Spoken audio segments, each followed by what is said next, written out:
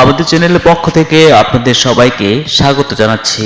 আমাদের আজকের পরিবেশনায় আপনাদের জন্য থাকছে যথারীতি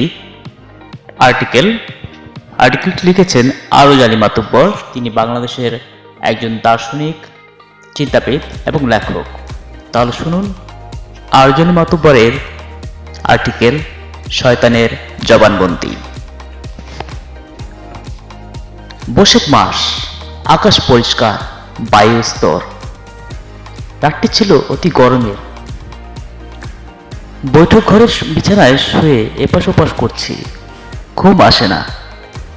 মনে হয় যেন জাহাজের বয়লারের কাছে শুয়েছি, অন্যত্র জায়গা না পেয়ে। মনটা ছোটাছুটি করছে, তাপের লেজ ধরে কল্পনা জগতের নানা পথে। ভাবছি তাপ দু প্রকার, কৃত্রিম ও প্রাকৃতিক। কৃত্রিম তাপ কমানো যায়, বাড়ানো যায়, নতুবা তাপের উৎস থেকে সরে যাওয়া যায়। কিন্তু প্রাকৃতিক তাপের বেলায় সবসময় তা পারা যায় না। আজকে তাপের উৎস হচ্ছে সূর্য, যার স্থানীয় তাপমাত্রা ৬,০০০ ডিগ্রি সেলসিয়াস এবং দূরত্ব ৯,৩০,০০,০০০ মাইল।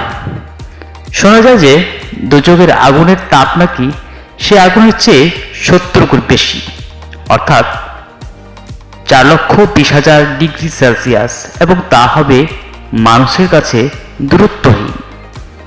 কেননা সে আগুনের ভেতরেই নাকি থাকতে হবে তাবৎ বিধর্মী বা অধার্মিক মানুষকে, তাও আবার ১০-২০ বছর নয়, অনন্তকাল। মানুষের এহেন কষ্ট ভোগের কারণ নাকি একমাত্র শয়তান। তাই বিশ্বাসী মানুষ মাত্রই শয়তানের উপর অত্যন্ত ক্ষেপা।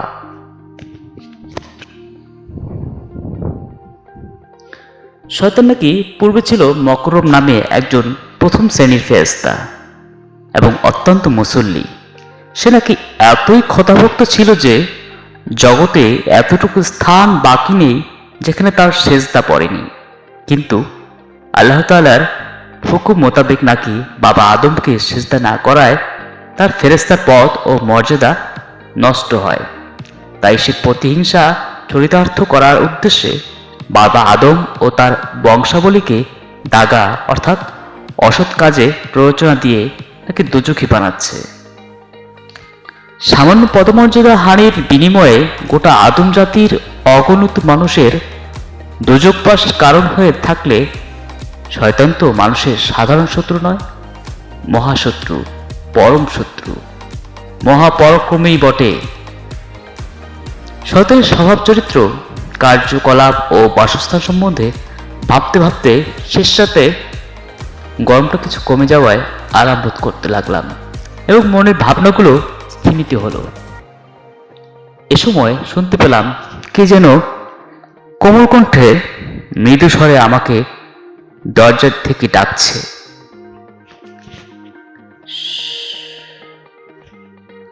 আমি দূর থেকে দেখতে পেলাম আগন্তুক আমার দরজার সামনে দাঁড়িয়ে।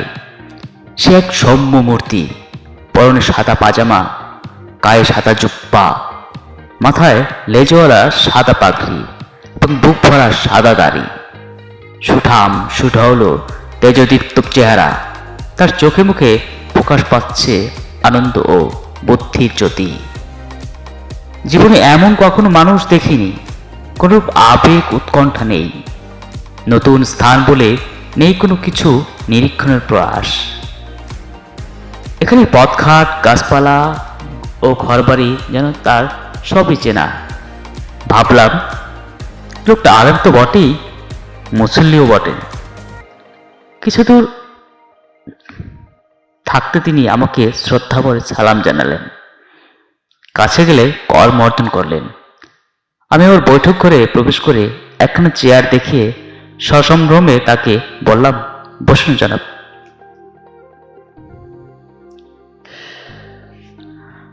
আগন্তুকটির পরিচয় জানার আগ্রহে নিয়ে আমি তার দিকে দৃষ্টিপাত করতে তিনি তা যেন বুঝে ফেললেন এবং আমাকে বললেন, আমার পরিচয় জানতে চান?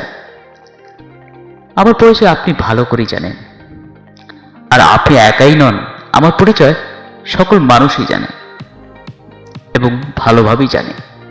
কিন্তু আজ পর্যন্ত আমাকে দেখেননি আপনিও।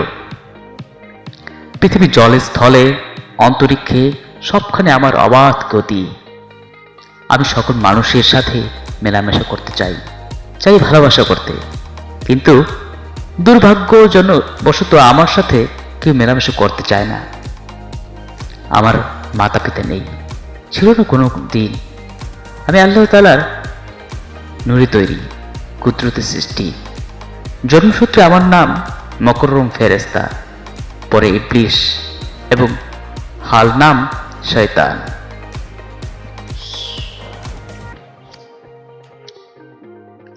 আগন্তুকের নামটি শুনে আমি ভরকে গেলাম। মনে মনে ভাবতে লাগলাম তার সাথে কি কথা বলবো এবং কিভাবে বলবো। কোনো বিষয় কিছু ভাবতে সাহস হচ্ছে না, কেননা তিনি যেন আমার মনের ভাবনাগুলো দেখতে পাচ্ছেন। স্থির করলাম কিছু ভাববো না, বলবো না কিছু, নীরব নিশ্চিন্তে শুনে যাবে শুধু। যা বলবার তিনিই বলুন। এখন সমস্যা হলো যে আগন্তুককে সম্মান প্রদর্শন করব কি করব না। তবে বেশভূষায় তো সম্মানের পাত্রই বটেন। আমার মনোভাব দেখে আগন্তুক যেন আমার মনের কথা সমস্তই বুঝতে পারলেন এবং অনর্গল বলে যেতে লাগলেন যেন যে বয়োজ্যেষ্ঠ ব্যক্তিকে মুরব্বী বলা হয় এবং সভাসভ্য তাবৎ মানুষ জাতির মধ্যেই মুরব্বী ব্যক্তি সম্মানের পাত্র।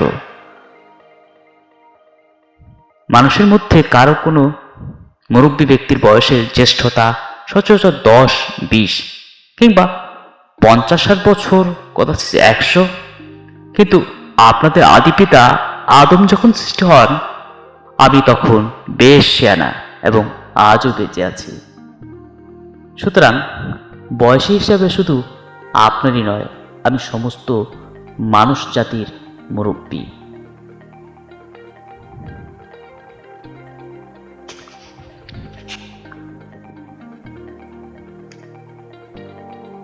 আল্লাহ তাআলা সর্বাগ্রে ফেরেশতা বানিয়েছেন, পরে জিন বানিয়েছেন এবং সর্বশেষে বানিয়েছেন আদমকে। ঈসাইরা সৃষ্টিকর্তাকে পিতা বলে সম্বোধন করে থাকে। কাজেই একই ঈশ্বরের সৃষ্টি বলে আদমকে আমার ভাইও বলতে পারি, তবে বয়স কনিষ্ঠ। আমাদের সমাজে, আপনাদের সমাজে বা মানব সমাজে কারো কনিষ্ঠ ভ্রাতাকে প্রণাম সেজদা করার রীতি আছে কি? হয়তো নেই। তাহলে আদবকে সেজদা না করে আমি নীতি বহির্ভূত কাজ করেছি আল্লাহর আদেশ লঙ্ঘন। কিন্তু যিনি করেছেন তা লঙ্ঘন করার শক্তিও তিনি দান করেছেন। জগতে কারো এমন কোনো শক্তি নেই যার সে শক্তি দ্বারা আল্লাহর ইচ্ছা শক্তিকে পরাস্ত করে নিজের ইচ্ছা শক্তিকে কার্যকরী করতে পারে। আল্লাহ জানতেন যে আমি তার হুকুমে আদমকে সেজদা করব না। আদম তার নিষেধ নিয়ে গন্ধব খাওয়া ত্যাগ করবে না এবং আদমের আওলাদরা তার আদেশ নিষেধ কে মানবে, কেউ মানবে না। তা না জানলে তিনি আদমকে সৃষ্টি করার পূর্বে, বিশেষত আমাকে শয়তান বানাবার পূর্বে বেহেশত দোজখ নির্মাণ করলেন কি করে, কি জন্য? প্রশ্ন।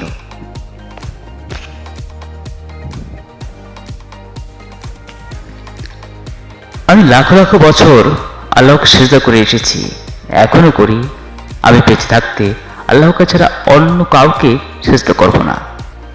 একথা তিনি জানেন এবং তিনি নিজেও বলেছেন, আমাকে ভিন্ন অন্য কাউকে সিজদা করো না। আল্লাহর সামনে আসলে অন্য কাউকে বসালে তাতে তার গৌরব বাড়ে কিনা তা তিনি বোঝেন। তথাপি তিনি আদমকে সিজদা করার জন্য ফেরেশতাদের হুকুম করার কারণ এটা তার লীলা, অর্থাৎ অন্তরের বাণী নয়। আল্লাহ 7টি দোজখ বানিয়েছেন সবকিছুতে মানুষ থাকার জন্য। তিনি কি চান যে আমি আমার দাগা কাজ বন্ধ করি আর তার দোজখগুলো খালি থাক? তা তিনি চান না, চাইতে পারেন না। চাইলে তার দোজখ বানাবার সার্থকতা ক্ষুণ্ণ হয়। আল্লাহর ইচ্ছা যে কিছু সংখ্যক মানুষ দোজখবাসী হোক, আর আমাকে বলেছেন তার সেই ইচ্ছা পূরণে সহায়তা করতে। এ কাজ আমার পক্ষে করা ফরজ, না করা হারাম। প্রশ্ন: আমি আল্লাহর ইচ্ছার বিরুদ্ধে কিছুই করতে পারি না, কেউই পারে না। বহু চেষ্টা করেও কোনো নবী, আম্বিয়া, দরবেশকে আমি দোজখবাসী করতে পারিনি, কেননা তারা দোজখবাসী হন তা আল্লাহর ইচ্ছা নয়। পক্ষান্তরে হযরত ইব্রাহিম নমরুদকে, হযরত মুসা ফেরাউনকে এবং শেষ নবী সাল্লাল্লাহু আলাইহি সাল্লাম আবু জেহেলকে হেদায়েত করে বেহেশতের তালিকায় নাম লেখাতে পারেননি আপ্রাণ চেষ্টা সত্ত্বেও, কেননা তা আল্লাহর ইচ্ছা নয়। আপনারা মনে করুন যে আল্লাহর যত রকম রহমত মানুষের উপর বর্ষিত হয়, বস্তুত তা নয়। আল্লাহর রহমত আমার উপর অনেক বেশি মানুষের তুলনায়। আদমকে সৃষ্টি করার কত লাখ বছর পূর্বে আল্লাহ আমাকে সৃষ্টি করেছেন তা তিনিই জানেন। অথচ আল্লাহর রহমতে আমি আজও বেঁচে আছি। কিন্তু মানুষ বেঁচে থাকে মাত্র 60, 70 কিংবা 100 বছর। তদুপরি শিশু মৃত্যু, অপমৃত্যু যথেষ্ট। আমার সুদীর্ঘ জীবনে আজ পর্যন্ত আমি কোন রোগ, শোক বা অভাব বোধ করিনি আল্লাহর রহমতে। কিন্তু মানুষ অসংখ্য রোগ, শোক ও অভাবে জর্জরিত। ফেরেশতারা আমাকে লক্ষ্য করে তীর ছোড়েন আবহমান কাল থেকে, অথচ আল্লাহর রহমতে আমি নিরাপদে আছি। কিন্তু তাতে বজ্রপাতে ধ্বংস হয় সবকিছু, মরে মানুষ। পবিত্র মক্কায় গিয়ে হাজী সাহেবেরা আবহমান কাল আমায় লক্ষ্য করে পাথর ছোড়েন, কিন্তু আল্লাহর রহমতে তা আজ পর্যন্ত আমার গায়ে পড়েনি একটিও। অথচ সমুদ্রে জাহাজ ডুবে অসংখ্য হজ যাত্রী মারা যান আল্লাহর রহমতে। আল্লাহর রহমতে আমি নিমিষে বিশ্ব ভ্রমণ করতে পারি, অদৃশ্যকে দেখতে পারি, শ্রবণাতীতকে শুনতে, নিজেকে অদৃশ্য থেকে অন্যের মনের খবর জানতে। দুদিন অনিদ্রা অনাহারে থাকলে মানুষ ঝিমিয়ে নেতিয়ে পড়ে, আর আমি লাখ লাখ বছর ধরে অনিদ্রা অনাহারেও সুস্থ সবল আছি। সে তো আল্লাহর রহমতই।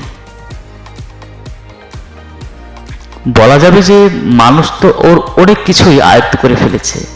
অনুবীক্ষণ যন্ত্র, দূরবীক্ষণ, রেডিও, টেলিভিশন, রকেট ইত্যাদি ইত্যাদি যন্ত্র দিয়ে মানুষ এখন অদৃশ্যকে দেখছে, শ্রবণাতীতকে শুনছে, আকাশে পাতালে ভ্রমণ করছে, অনাহারে বেঁচে থাকার গবেষণা চালানো হচ্ছে, এবং কেউ তো অন্যের মনের ভাবও জেনে নিচ্ছে টেলিপ্যাথির সাহায্যে।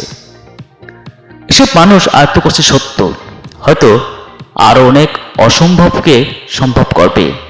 কিন্তু সে সমস্ত যারা করেছে ও করবেনও, তারা তো আমারই শিষ্য।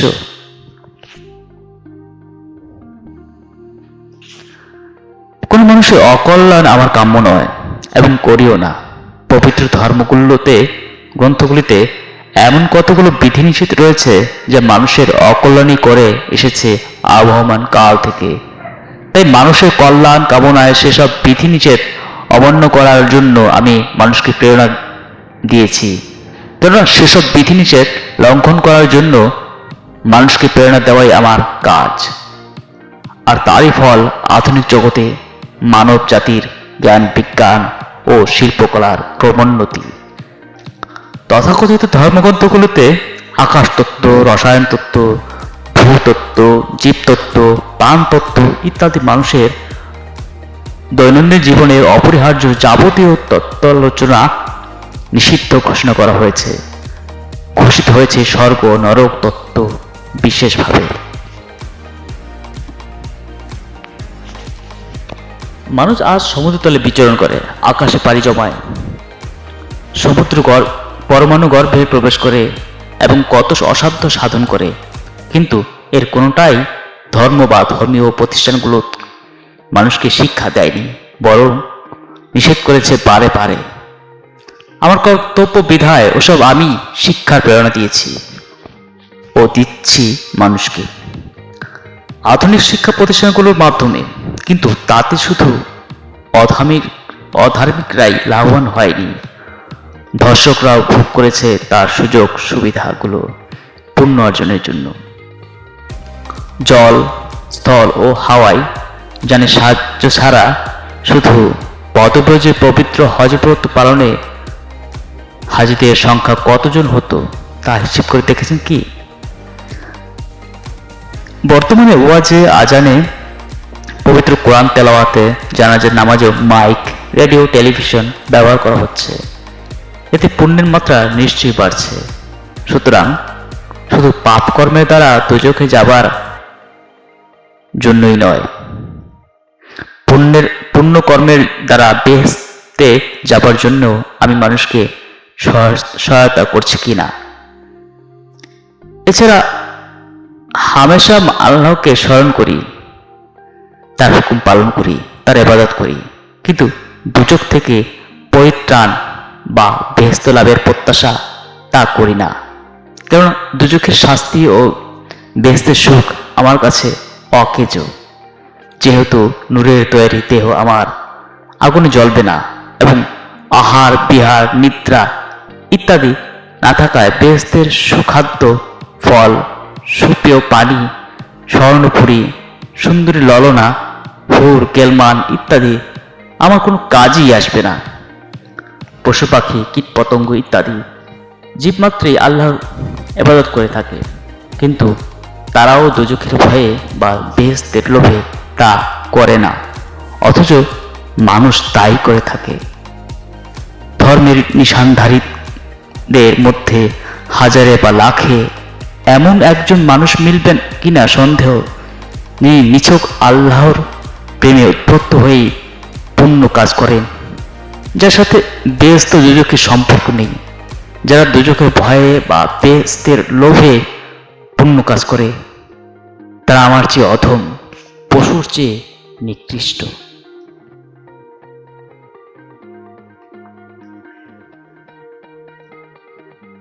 এ যুগের মানুষ, আপনি হয়তো কম্পাস দেখেছেন, ওর কাঁটার একটা প্রান্ত সর্বদা পৃথিবীর উত্তরে সুমেরুর দিকে এবং অপর প্রান্ত দক্ষিণে কৌমেরুর দিকে স্থির হয়ে থাকে। কেউ ওর ব্যত্যয় ঘটাতে পারে না। নাড়াচাড়া বা জোর জুলুম করে সাময়িকভাবে ওর কিছু ব্যত্যয় ঘটলেও ছাড়া পেলে কাঁটা স্থির হয়ে গিয়ে স্বাভাবিক বিন্দুতে। কোনো কম্পাসের কাঁটার দরের কোনো প্রান্ত সুমেরু ও কোনো প্রান্ত কুমেরুমুখী থাকবে, তা নির্ধারিত হয় তার সৃষ্টিকর্তার, নির্মাতার দ্বারা যখনই তিনি কাঁটাটিকে সৃষ্টি করেন, অর্থাৎ যখন কাঁটাটিকে ধন মানে পজিটিভ ও ঋণ মানে নেগেটিভ ধর্মী দুটি আলাদা জাতের বিদ্যুতের দ্বারা চুম্বকায়িত করেন। কোনো সাধারণ মানুষের সাধ্য নেই কম্পাসের কাঁটার দিক পাতনে ব্যত্যয় ঘটাবার, একমাত্র তার সৃষ্টিকর্তা বা নির্মাতা ছাড়া। অনুরূপভাবেই মানুষ রাজ্যেও সু ও কু দুটি মেরু আছে, তবে তাকে মেরু বলা হয় না, বলা হয় প্রবৃত্তি, অর্থাৎ সুপ্রবৃত্তি এবং কুপ্রবৃত্তি। সুপ্রবৃত্তি থাকে বেহেশতমুখী এবং কুপ্রবৃত্তি থাকে দোজখমুখী হয়ে। মানব মনের এরূপ বৃত্তি বিভাগ করেছে আল্লাহ তাআলা মানব সৃষ্টির বহু পূর্বে। যে সময়টিতে আল্লাহ এই বিভাগ দুটি নির্ধারণ করেছেন, সে সময়টিতে বলা হয় রোজে আজল বা নিয়তি।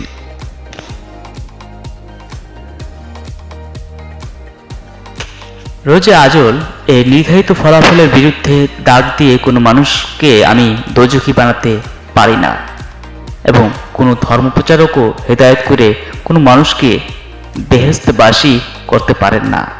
তবে সাময়িক মনের পরিবর্তন ঘটানো যায় মাত্র।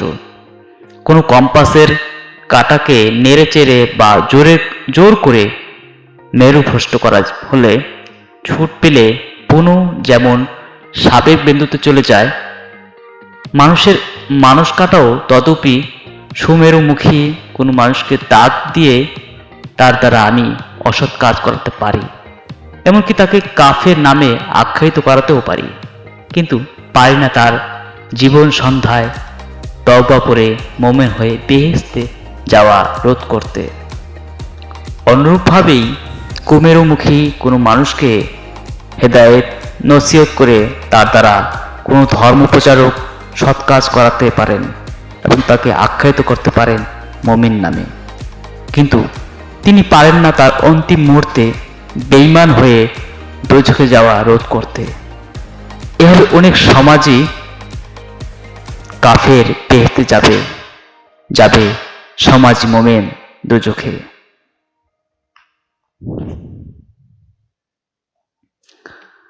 আল্লাহ যাকে দোজখবাসী করতে চান, আমি শত চেষ্টা করেও তাকে দোজখী বানাতে পারি না। লক্ষাধিক নবী আম্বিয়াদের প্রত্যেকেই আমি দাগা দিতে চেষ্টা করেছি এবং কিছু কিছু সুফলও হয়েছে বা হয়েছিল, কিন্তু আমি কাউকে দোজখী বানাতে পারিনি। আমার দাগে পড়ে তারা সামান্য গুনাহ যা করেছে আল্লাহ তার শাস্তি প্রদান করেছে এই দুনিয়াতেই, পরকালে তারা সবাই থেকেছে নিষ্পাপ। যেমন হযরত আদমের বেহেশত থেকে দুনিয়ায় নির্বাসন, হযরত ইউনুসের মৎস্যগর্ভে বাস, হযরত আয়ুবের বিমার, শেষ নবী এর খানদান শহীদ ইত্যাদি উত্তরূপ পাপীর শাস্তি।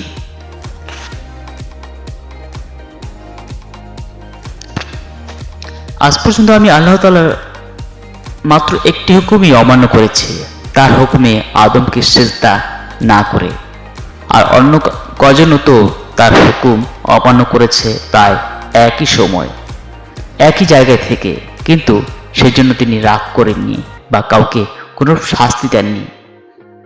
জিবরাইল, মিকাইল ও ইসরাফিল ফেরেশতা ত্রয়কে আল্লাহ হুকুম করেছিলেন পৃথিবী থেকে মাটি নেবার জন্য আদমকে বানাবার উদ্দেশ্যে, কিন্তু একে একে 3 ফেরেশতাই আল্লাহর হুকুম খেলাপ করে ফিরে গেলেন তার কাছে খালি হাতে মাটির অসম্মতির জন্য। অবশেষে আজরাইল ফেরেশতা আল্লাহর হুকুম মোতাবেক জোরপূর্বক মাটি নেওয়ায় তার দ্বারা আদমকে বানানো হলো, কিন্তু 4 বার আদেশ অমান্য সত্ত্বেও আল্লাহ মাটিকে দোজখের আগুনে পোড়ালেন না, বরং পানি দিয়ে কাদা বানিয়ে মহানন্দে আদমের মূর্তি বানালেন এবং তাতে প্রাণ দান করলেন। আর 3 ফেরেশতা যে তার হুকুম অমান্য করলেন, তুচ্ছ মাতৃর কথা মেনে, তা যেন তার খেয়ালই হলো না। পক্ষান্তরে তার হুকুম অমান্যের দায়ে আমাকে নাকি দিলেন অভিশাপ, আমার গলায় দিলেন লালনের তাওক এবং নির্বাসিত করলেন বেহেশত থেকে দুনিয়ায় চিরকালের জন্য। সব কি তার জন্য পক্ষপাতিত্ব না ন্যায় বিচার বিরোধী কাজ নয়? না, তিনি এতটুকু পক্ষপাতিত্ব বা অন্যায় করেননি, বরং অন্যায় করেছে মানুষ তার ইচ্ছে ও উদ্দেশ্যকে উপলব্ধি করতে না পেরে।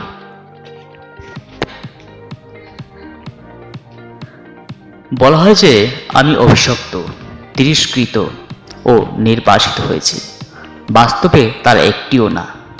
এ বিষয়ে একটু খোলাসা করেই বলি। প্রথমত, আমি আল্লাহর বিরাগভাজন ও অভিশপ্ত হয়ে থাকলে তিনি আমাকে শারীরিক ও মানসিক শাস্তি প্রদান করতে পারতেন, রোগ, শোক, দুঃখ, কষ্ট ও অভাব ভোগ করতে, যেমন করেছেন হারুত মারুত ফেরেশতাদ্বয়কে। সর্বোপরি পারতেন মৃত্যু ঘটিয়ে জগৎ থেকে আমাকে নিশ্চিহ্ন করতে, কিন্তু তিনি তার একটিও করেননি, বরং উল্টোই করেছে। যদি কেউ কাউকে বলে তুমি রোগ, শোক, দুঃখ, কষ্ট থেকে মুক্ত হয়ে দীর্ঘ জীবন লাভ করে, তাহলে সেটা কি তার পক্ষে আশীর্বাদ না অভিশাপ? আল্লাহ আমাকে কোনো রোগ দেননি, শোক দেননি, অপমৃত্যু দেননি, কোনো অভাব দেননি, বরং দীর্ঘায়ু দান করেছেন। এসবের মধ্যে অভিশাপ কোনটি?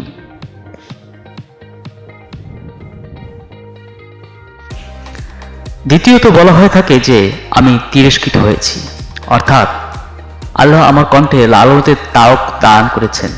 এ কথাটি পুরো ঠিক নয়। আমি তারক একটি পেয়েছি ঠিকই, তবে সেটা কাঠের না, লোহার না, স্বর্ণের তৈরি। কেউ তা দেখেননি বা শোনেননি কারো কাছ থেকে আজ পর্যন্ত। ওটা কারাবাসীর কণ্ঠে যেমন তিরস্কার, তাও তেমন বিজয়ের কণ্ঠে পুরস্কার, মেডেল সূচিত করে। তারতম্য শুধু গঠন ও উপকরণে। এ বিষয়ে পরে বলবো।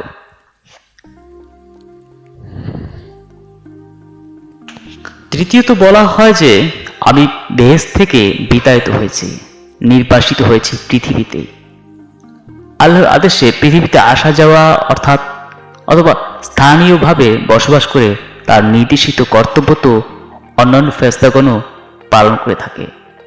তারাও কি নির্বাসিত? জিবরাইল ফেরেশতা সংবাদ বাহন ও আজরাইল ফেরেশতা মানুষের জান কবজ করার উদ্দেশ্যে না হয় পৃথিবীতে আসে ও চলে যায়, কিন্তু মিকাইল ফেরেশতা পৃথিবী ছেড়ে অন্য কোথাও যেতে পারে না, আবহাওয়া বিভাগের কাজ বন্ধ করে। কিরামান ও কাতিবিন ফেরেশতাদ্বয় রোজ নামচা ডায়েরি লেখা ছেড়ে দিয়ে মানুষের কাছ থেকে এক পাও বাইরে পা দিতে পারে না। এমনকি মুনকির ও নকিরকেও তো জীবন কাটাতে হচ্ছে মানুষের কবরে কবরেই, পৃথিবীতে। এরা যদি নির্বাসিত বলে সাব্যস্ত না হন, তবে আমি নির্বাসিত হই কোন বিচারে? আমিও তো আল্লাহর আদেশে আমার কর্তব্য পালন করে যাচ্ছি পৃথিবীতে বসে, বরঞ্চ আমি ওদের প্রত্যেকের চেয়ে মুক্ত ও স্বাধীন।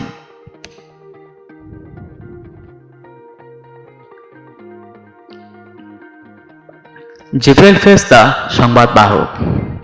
সে আল্লাহর সকালের আদেশ কারো কাছে বিকেলের পৌঁছে দিতে পারে না। মিকাইল ফেরেশতা আবহাওয়া পরিচালক ও খাদ্য পরিবেশক। সে আল্লাহর সকালের আদেশের বৃষ্টি বিকেলে এবং বাংলাদেশের বৃষ্টি আরব দেশে বর্ষাতে পারে না ধনীর খাদ্য গরিবকে দান করতে। এভাবে প্রত্যেক ফেরেশতাই আছে তাদের নিজ নিজ কর্তব্যের নিয়ম শৃঙ্খলে আবদ্ধ। কিন্তু আমার কর্তব্য পরীক্ষা কাজ সম্পাদনে আল্লাহ আমাকে এরূপ কোনো নিয়মের শৃঙ্খলের আবদ্ধ করেননি। আমার পরীক্ষা কাজের সকাল বিকাল নেই, বা শীত বসন্ত নেই, এশিয়া ইউরোপ নেই যুব বৃদ্ধ, নারী পুরুষ, ধনী গরিব পার্থক্যের নির্দেশ। বস্তুত আমি বিতাড়িত বা নির্বাসিত নই। অন্যান্য ফেরেশতাদের মতোই আমি কর্তব্যের খাতিরে প্রেরিত হয়েছি পৃথিবীতে। আমি আল্লাহর মনোনীত ফেরেশতা, বিশ্ববাসীর বিশ্বাসের পরীক্ষক, এক্সামিনার। বলা হয় যে আদমকে সিজদা না করায় আমি ঘৃণিত ও অধঃপতিত হয়েছি, এবং আদমকে গন্ধ ভোজন করিয়ে মানুষের শত্রু হয়েছি। বাস্তবে তা নয়, বরং পুরস্কৃত হয়েছি ও পদোন্নতি লাভ করেছি এবং মানবকুলের বন্ধুর কাজই করেছি। আমার কথা শুনে আপনি একটু তাজ্জব হলেন বুঝি। এ বিষয়ে একটু বুঝিয়ে বলি। ফেরেশতারা নূরের তৈরি, তাই পাক সাপ বটেই, তবে ওদের বুদ্ধি নেহাত কম। নিজেরা কোনো কাজেই করতে পারে না আল্লাহর হুকুম তামিল করা ছাড়া, হা হুজুর ছাড়া। না হুজুর বলার ওদের অভ্যাস নেই। তবে একদিন না হুজুর বলেছিল, কিন্তু তা খাটেনি। আল্লাহ পৃথিবীতে মানব জাতির সৃষ্টির পরিকল্পনা ঠিক করে আদমকে বানাবার পূর্বে ফেরেশতাগণের আক্ষেপ পরীক্ষার উদ্দেশ্যে তাদের মতামত জানতে চেয়েছিলেন। তাতে তারা আল্লাহকে বলেছিলেন, আদমেরা আপনার হুকুম আহকাম মানবে না বা ইবাদত করবে না, সুতরাং আদম সৃষ্টি না করাই উত্তম। মানবজাতির পরম সৌভাগ্য যে আল্লাহ ফেরেশতাদের সে উপদেশ অগ্রাহ্য করে আদমকে বানালেন। কিন্তু আল্লাহ যদি ফেরেশতাদের প্রস্তাব মেনে আদমকে না বানাতেন, তাহলে মানব জাতির এই দুনিয়ায় কি দশা হতো।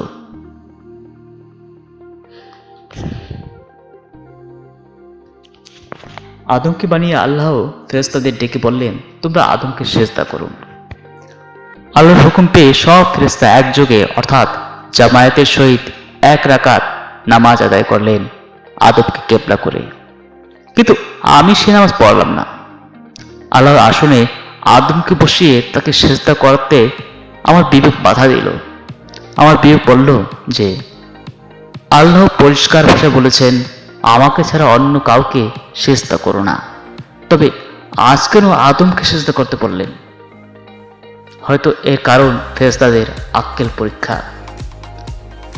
আল্লাহ দেখতে চান অতি তুচ্ছ করা আদমকে এবং আল্লাহ ছাড়া অন্য কাউকে ফেরেশতারা সিজদা করতে আপত্তি করে কি না।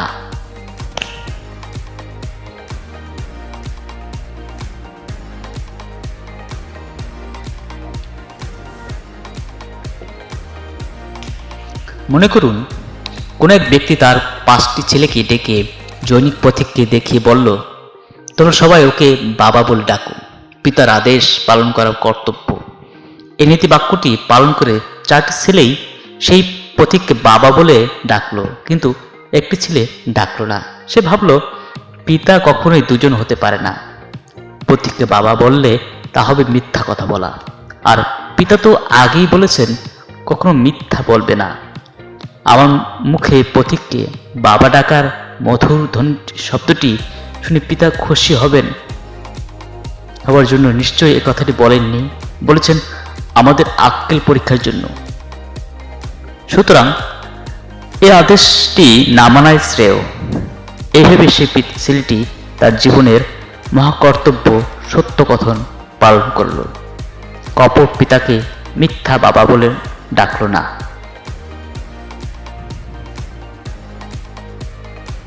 ছেলেদের পিতা তার 4 ছেলের অজ্ঞতা দেখে মনঃক্ষ হলেন এবং এক ছেলেকে বিজ্ঞতার পুরস্কার বাবদ তার গলায় দিলেন মেডেল। আল্লাহ হলেন অন্তর্যামী। মানুষ বা ফেরেশতা কারো বাহ্যিক আচার আচরণ দেখে তিনি তুষ্ট হন না, বিচার করেন মনের। আদমকে সিজদা করার পরিপ্রেক্ষিতে আল্লাহ ফেরেশতাগণের আক্কেলের পরীক্ষা নিয়েছিলেন। আমি তাতে উত্তীর্ণ হওয়ায় তিনি আমাকে দান করেছেন বিজয়ের একটি নিশানা। কেউ কেউ তাকে বলে আমার পরাজয়ের নিশানা বা লালনতের তাওক। বস্তুত আল্লাহ আমাকে দান করেছে বিজয়ের নিদর্শন স্বরূপ মেডেল। বলা হয় যে আমি আদমের শত্রু, আদম জাতির শত্রু। কেন না গন্ধ ভক্ষণ করিয়ে আমি আদমকে বেহেশত ছাড়া করেছি। আসলে তা নয়, যৌনক্রিয়ায় নাকি মানুষ নাপাক হয়ে থাকে। পক্ষান্তরে বেহেশতে হলো চিরপবিত্র স্থান, সেখানে ওসব নাপাকের কোনো স্থান নেই। কাজেই আদম হাওয়া বেহেশতে থাকলে তাদের যৌনক্রিয়া আজীবন বন্ধ থাকতে হতো। ফলে আদম থাকতেন নিঃসন্তান ও নির্বংশ। আদমের প্রেমাশক্তি সম্পূর্ণ ও বংশবৃদ্ধি করার উদ্দেশ্যেই আদম হাওয়াকে স্থান দিয়েছে পৃথিবীতে তাদের বংশবৃদ্ধির গরজে।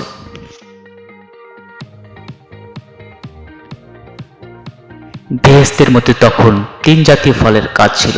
প্রথমত সুখাদ্যদায়ক বৃক্ষ, এর ফলগুলো ছিল সাধারণ খাদ্য অর্থাৎ জীবন ধারণের উপযোগী খাদ্য। দ্বিতীয়ত জীবন বৃক্ষ, এর ফলগুলো ছিল অমরত্বের প্রতীক এবং পরমায়ু বর্ধক। তৃতীয়ত জ্ঞানদায়ক বৃক্ষ অর্থাৎ জ্ঞান বৃদ্ধির সহায়ক। এই জ্ঞানদায়ক ফলটির নামান্তর গন্ধক। আদমকে যখন বানানো হলো তখন তিনি ছিলেন নির্জীব মাটির পুতুল, এবং আল্লাহ যখন প্রাণদান করলেন তখন হলেন তিনি সজীব পুতুল। কিন্তু তখন জ্ঞান বস্তুটি তার মধ্যে ছিল না মোটেই, এমনকি লজ্জা জ্ঞানও ছিল না। আদম হাওয়া ছিলেন উলঙ্গ। ইতর প্রাণী ও মানুষের প্রধান পার্থক্য হল লজ্জা জ্ঞান। আদম হাওয়ার সেই লজ্জা জ্ঞান জন্মালো গন্ধব ভক্ষণের পর। ক্রমে জন্মালো ভালো মন্দ, ন্যায় অন্যায় ইত্যাদি বিবিধ জ্ঞান গন্ধব ভক্ষণের ফলে। পক্ষান্তরে বিবি হাওয়া হলেন রজস্বলা, গন্ধব ছেঁড়ার ফলে। কাজেই গন্ধব না খেলে হযরত আদম থাকতেন জ্ঞান শূন্য, আর বিবি হাওয়া থাকতেন বন্ধা। আদমের জ্ঞান ও বিবি হাওয়ার সন্তান উৎপাদক শক্তি জন্মালো গন্ধম খাওয়ার ফলে। সুতরাং গন্ধম খাই আমি শুধু আদম হাওয়ারই নয়, তাবৎ মানব জাতির জ্ঞান বিজ্ঞান ও বংশবিস্তারের সহায়তাই করেছি, যা অন্য কোনো ফেরেশতা করেননি। কার্যত আমি মানুষের পিতার চেয়ে ভক্তির পাত্র এবং গুরুর চেয়ে মান্যবর। দুঃখের বিষয় যে কতক মানুষ তা বাহ্যত মানতে চান না, তবে কার্যত মেনে চলেন। তবে তাতেই আমি সন্তুষ্ট, কেননা একজন বিশ্বাসী মানুষ দিনে রাতে নানা কারণে যতবার আমার নামটি মুখে উচ্চারণ করেন, মনে হয় যে ততবার তার বাবার নামও উচ্চারণ করেন না। বিশেষত আমার নামটি তাদের প্রাতঃস্মরণীয় ও অগ্রপাঠ্য। আপনি ভাবছেন এই বিরাট পৃথিবীর কোটি কোটি মানুষকে দাগা দেওয়া আমার পক্ষে সম্ভব হয় কিরূপে? আপনার এই ভাবনাটা অমূলক নয়। আসলে এই কাজটা তত কঠিন নয় আমার পক্ষে, কেননা আমি দুনিয়ার সকল অঞ্চলের মানুষকে দাগা দেই না। দাগা দেই ইমানদার দিককে, অর্থাৎ যারা আমাকে বিশ্বাস করে তাদেরকে। আমার উপর যাদের ঈমান নেই, অর্থাৎ আমি আছি বা আমার অস্তিত্বকে যারা অস্বীকার করেন, তারা তো কাফের। কেননা পবিত্র কোরআনে আল্লাহ বলেছেন শয়তান আছে, এবং পবিত্র হাদিসে নবী বলেছেন শয়তান আছে। এতদূর সত্ত্বেও কোনো ব্যক্তি যদি বলে শয়তান নেই, তবে পবিত্র কোরআন হাদিসের বাণী অমান্যকারী সে ব্যক্তি কি কাফের নয়? প্রশ্ন। আবার যে ব্যক্তি কাফেরের ঔরসে জন্ম লাভ করে, সে তো জন্মসূত্রে কাফের, এবং সে নানাবিধ বেসরা কাজ, মূর্তি পূজা ইত্যাদি করে থাকে, স্বেচ্ছা প্রণোদিত হয়ে আমার দাগ দেওয়া ছাড়াই। তাকে তার কৃতকর্মে বাধা দানের অর্থ হয় অসৎ কাজে, অর্থাৎ পাপ কাজে বাধা দান করা। আল্লাহ তো কারো অসৎ কাজে আমাকে বাধা দিতে বলেননি। তাই আল্লাহর আদেশ মেনেই আমি কোনো বিধর্মীকে দাগা দেই না, অর্থাৎ আমার অস্তিত্বের উপর যাদের ঈমান নেই তাদের আমি দাগা দেই না, এমনকি তাদের কোনো সৎ কাজেও না। তাই তো বর্তমান দুনিয়ায় ইমানদারদের চেয়ে বেঈমানদারগণই সৎ কাজ করেন বেশি।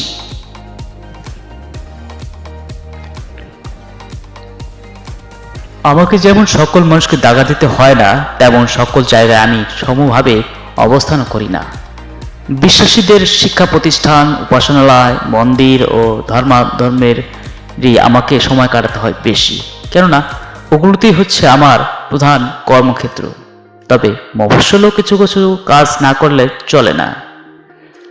আপনার জানতে ইচ্ছে হচ্ছে যে অহরহ মানুষের সহবাসে থাকা সত্ত্বেও তারা আমাকে দেখতে বা আমার অস্তিত্ব অনুভব করতে পারে না। কারণ কি এবং কোথায় বসে আমি মানুষকে দাগ দিয়ে থাকি তা বলি শুনুন। আল্লাহ আমাকে ক্ষমতা দান করেছেন মানুষের দেহাভ্যন্তরে প্রবেশ করতে এবং শিরায় শিরায় শিরায় চলতে। যখন আমি কোনো মানুষকে দাগ দিতে যাই বা চাই, তখন তাকে বাইরে থেকে ডেকে বলি না যে তুমি এই কাজটি করো না এবং ও কাজটি করো।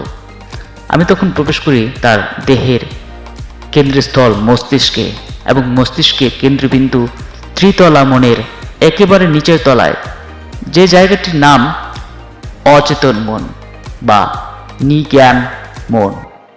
সেখানে বসে আমি তার অচেতন মনকে প্রলুব্ধ করি, কোনো কাজ করতে বা না করতে।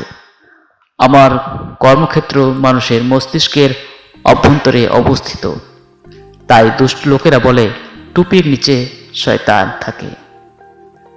তাদের সে কথাটা একেবারেই মিথ্যে নয়, কেননা আমার অধিষ্ঠানটি টুপির নিচেই উপরে নয়।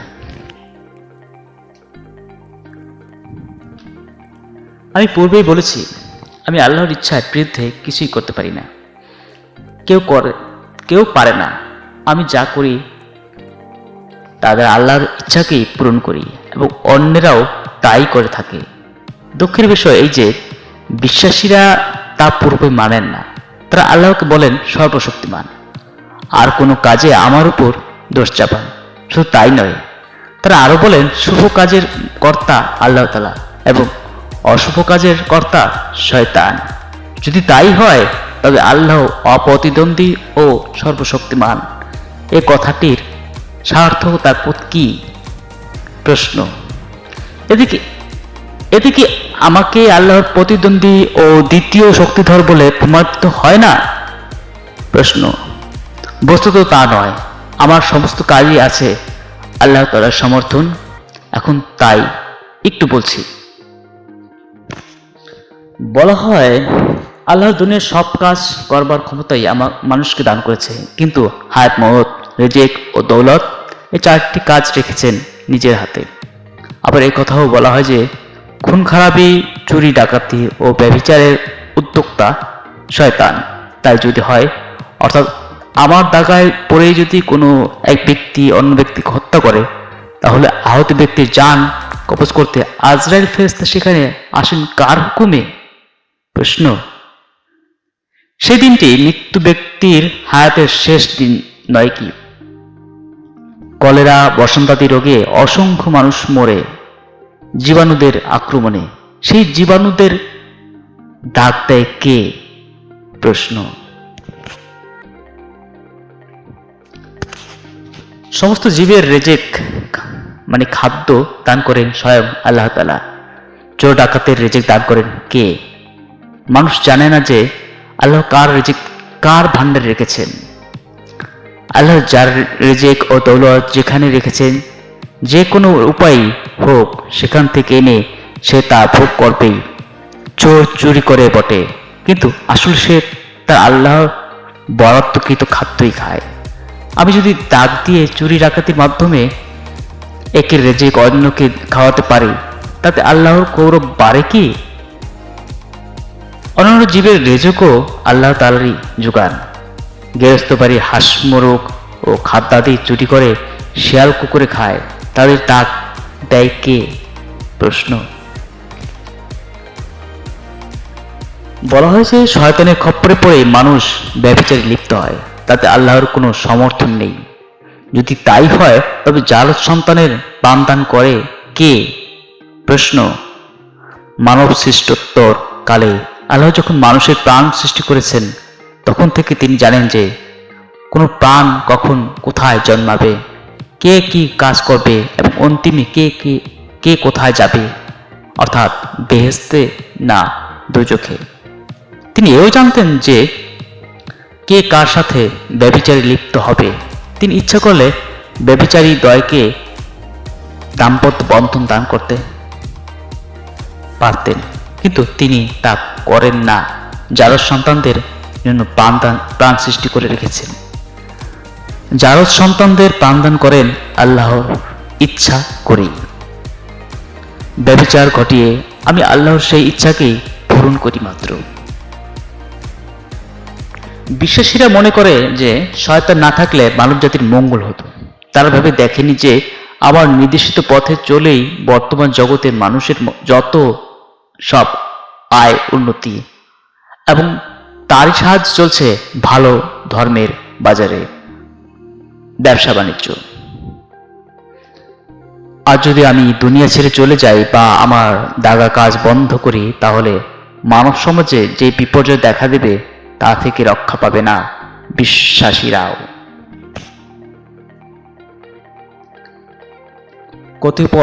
প্রথমত কতিপয় রাষ্ট্রীয় দপ্তর থাকবে না, ফলে মন্ত্রিত্ব হারাবে অনেকে এবং রাজ্য শাসনে বিচার বিভাগ, পুলিশ বিভাগ হবে কর্মহীন, সুরশিল্পী চিত্রশিল্পী থাকবে না, থাকবে না মাদকদ্রব্যের ব্যবসা, এছাড়া থাকবে না সুদ ঘুষ কালোবাজারি ইত্যাদি পেশা। আর এতে মানব সমাজের যে ভয়াবহ বেকারত্ব ও আর্থিক সংকট দেখা দেবে তার প্রতিক্রিয়া হবে ধর্মরাজ্যেও। কেননা ওসব অসৎ বৃত্তির আয় দ্বারাই তো হচ্ছে যত মসজিদ মাদ্রাসার ছড়াছড়ি ও হজ যাত্রীদের সংখ্যা বৃদ্ধি। কোনো কিছুর অভাব আমার নেই বা অন্য কোনো দুঃখ আমার নেই। একটিমাত্র দুঃখ এই যে মানুষ আল্লাহকে না জানার ফলে এবং তার কুদরত অনুধাবন করতে না পেরে অযথা আমার উপর দোষারোপ করে। আল্লাহ ইচ্ছাময় ও সুমহান। এখন আর বেশি কথা বলার সময় নেই, নামাজের সময় হচ্ছে, মসজিদে যাই। আসসালামু আলাইকুম।